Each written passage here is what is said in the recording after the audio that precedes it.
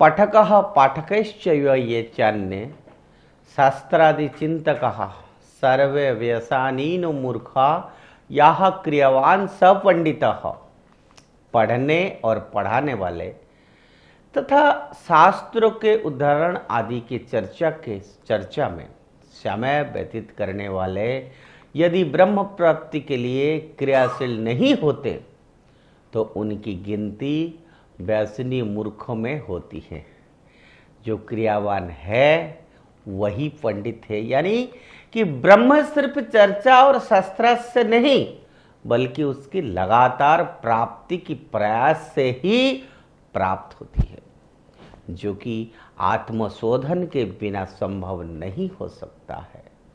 श्वेताश्वर उपनिषद का यह श्लोक पठन पाठन के साथ आत्मा के शोधन और आत्मा अनुभूति के मार्ग पर चलने की प्रेरणा देता है, जो कि यह स्पष्ट करता है कि ब्रह्म की चर्चा से ज्यादा जरूरी उनके भाव में डूबना है, उसके रस का अनुभव करना है, तभी जाके ब्रह्मानुभूति संभव है। और कुछ ऐसे ही भाव कठोपनिषद में भी यमराज ने नचिकेता को समझाया है, जिसके पारण लगातार मैं आप सभी के सामने कर रहा हूं।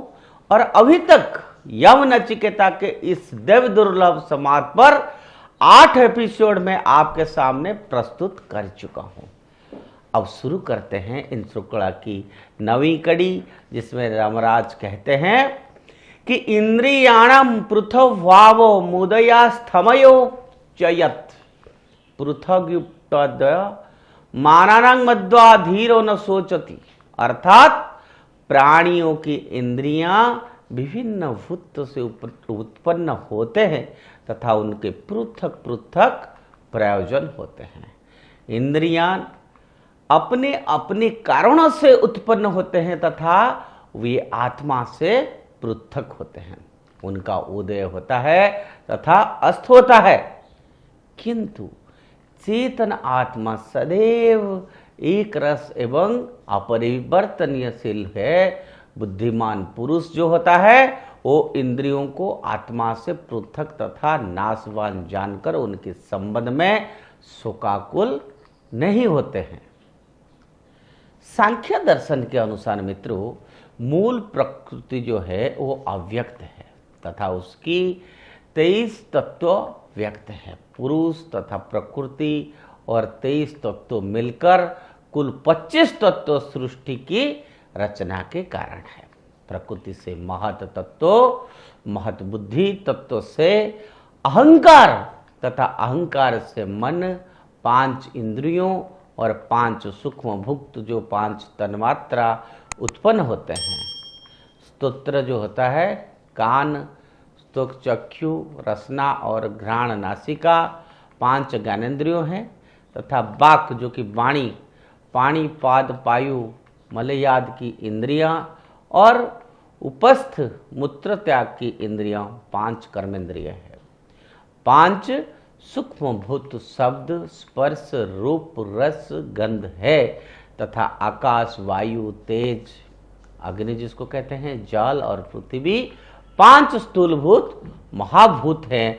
इंद्रियों के पृथक पृथक विषय हैं, जैसे स्तोत्र का विषय शब्द है तथा उसके पृथक पृथक प्रयोजन है। जैसे ही स्तोत्र का प्रयोजन सुनना है, मनुष्य की जागृत अवस्था में मन तथा इंद्रिय सक्रिय रहते हैं। यह मानो कि उनका उद्देश्य ही है। मनुष्य की स्वप्नावस्था में मन सक्रिय रहता है तथा इंद्रियां निष्क्रिय रहते हैं। यद्यपि स्वप्न में इंद्रियों की सक्रियता प्रतीत होते हैं, मनुष्य की सुषुप्तावस्था में मन तथा इंद्रिय निष्क्रिय रहते हैं। ये मानो उनका अस्त होना है। धीर अर्थात बुद्धिमान पुरुष देह, मन और इंद्रियों को नित्य चेतन आत्मा से पृथक जानकर तथा उनके कार्यकलाप को अपने स्वरूप से पृथक जानकर शोक, भय और चिंता से ग्रस्त कतई नहीं होता है। ज्ञान तथा ध्यान की उच्चावस्था में मनुष्य की अंतःचेतना मन और बुद्धि से भी परे जाकर मात्र साखी हो जाती है। इंद्रियभ्यम परम मनो मनसः सत्तोमुतमम सत्वादधि महानात्मा महतो व्यामुक्तमुतम अवयक्तातु परः पुरुषो व्यापको लिंग एवं च यं ज्ञात्वा मुच्यते जंतुर्न मूर्तत्वं च गच्छति।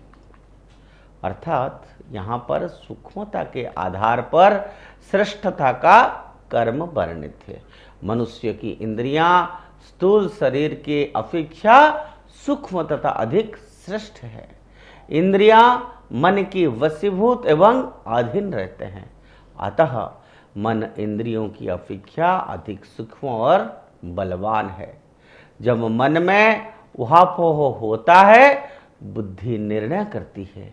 बुद्धि मन से अधिक सूक्ष्म, श्रेष्ठ और उच्च भी है। बुद्धि की अपेक्षा महत तत्व अधिक श्रेष्ठ होता है। महत तत्व की अपेक्षा प्रकृति अधिक श्रेष्ठ है। प्रवृत्ति जो है वो अधिक श्रेष्ठ है, क्योंकि महत तत्व कार्य है तथा प्रकृति उसका कारण है। परंतु चैतन्य पुरुष अव्यक्त प्रकृति को संचालित करता है और श्रेष्ठ एवं सनातन तत्व है। वह सर्वव्यापक है तथा उसका कोई भी आकार नहीं होता। चैतन्य पुरुष ही ब्रह्म है। उसे जानने पर मनुष्य का जीवात्मा निर्बंध अर्थात मुक्त हो जाता है। ब्रह्म को जानकर धीर पुरुष स्वयं ब्रह्म हो जाता है। यमराज नचिकेता को आगे बताते हैं कि न संदृशो तिष्ठति स्वरूप न संदृशो तिष्ठति सोपस्य न चक्षुषा पश्यति कश्चनैनम हृदा मनीषा मनसा भी क्लुप्तो या एतत् विदुर मृतास्थे भवन्ति। यानी कि परमात्मा सूक्ष्माति सूक्ष्म है तथा उसका स्वरूप रहस्यमय है। मनुष्य की स्थूल दृष्टि परमात्मा के स्वरूप का ग्रहण नहीं कर सकती है। उससे चर्म चक्षुओं से देखना भी संभव नहीं है। उसकी दिव्यानुभूति अपने भीतर ही होता है। जब मनुष्य मनन द्वारा दृढ़ता से उसे ग्रहण कर लेता है, तब वह निर्मल हृदय के भीतर स्थित विशुद्ध अर्थात राग द्वेष रहित निर्मल बुद्धि में परम ज्योति का साक्षात्कार कर लेता है। परमात्मा जो जान लेने पर अर्थात अपने भीतर उसकी अनुभव होने पर मनुष्य अमृत स्वरूप हो जाता है।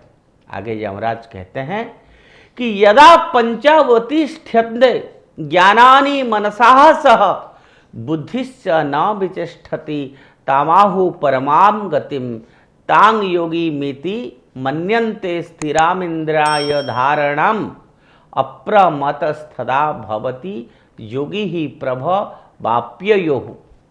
परमात्मा की प्राप्ति के लिए तत्व ज्ञान को समझना सर्वाधिक महत्वपूर्ण है, क्योंकि ज्ञान को समझे बिना मुक्ति नहीं हो सकता है। इस जगत जीवन और उसकी संचालन एवं धारण करने वाला परमात्मा क्या है, परमात्मा का स्वरूप क्या है और उससे प्राप्त करने का क्या मार्ग है, यह सब ज्ञान का विषय है।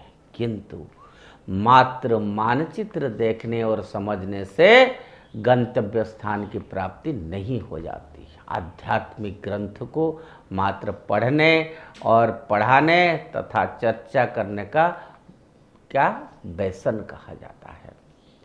लेकिन जो इसका मनन अभ्यास और आचरण करता है, उससे दिल उसके जो है दुर्लभ दिव्य प्रकाश सुलभ हो जाता है। आत्मज्ञान से बढ़कर अन्य कोई भी ज्ञान नहीं है। आध्यात्म विद्या पराविद्या है। परमात्मा की अनुभूति गहन ध्यान में ही होता है। ध्यान योग ज्ञान योग का अंग अथवा पूरक ही है तथा उससे भिन्न नहीं हो सकता है। यह ज्ञान का अगला चरण है। चैतन्य आत्मा के चित्त स्वरूप एवं आनंद स्वरूप में स्थित होना मनुष्य की प्राप्य परमात्म अवस्था अथवा उच्च अवस्था है, परम अवस्था है ये मनुष्य की। यह चैतन्य भी जागृत अवस्था में है जिसमें मनुष्य देह, इंद्रियों और मन को अतिक्रमण करके संस्थित हो सकता है। योगाग्नि मनुष्य के दैहिक एवं मानसिक विकारों को विनष्ट कर देती है तथा मनुष्य निर्धद, निर्भय और आनंदमय हो जाता है। ज्ञान और फिर ध्यान के अभ्यास से मनुष्य को परम गति अथवा परम स्थिति प्राप्त हो जाता है। तो यह थी कठोपनिषद में बताया गया परम तत्व के अभ्यास का लक्षण। भारत की आध्यात्मिक चेतना से संबंधित गूढ़ रहस्य हम इसी प्रकार आपके सामने उद्घाटित करते रहेंगे। आज के लिए इतना ही है।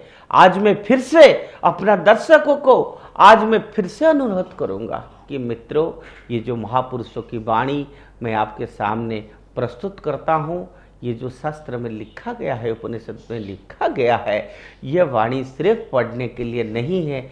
ये जो वाणी आप उसको अनुभव करिए अपना हृदय से, तब जाके उसकी क्या आध्यात्मिक फायदा, आत्मा को शुद्ध करने के लिए क्या फायदा है और कैसे आत्मज्ञान मिलेगा, तभी संभव है। मित्रों, मुझे भी 10 बार पढ़ने के बाद मैं उससे 1% भी मैं ग्रहण नहीं कर पाता हूं। तो उसे आप समझ जाइए कि एक व्यक्ति को कितना स्थिर बुद्धि होके इस ज्ञान को प्राप्त करना है और उसको अपना जीवन में लगाना है, अनुभव करना है। यही आत्मा का इच्छा है, कर्तव्य है, परमात्मा से जुड़े रहने का। आज के लिए इतना। ओम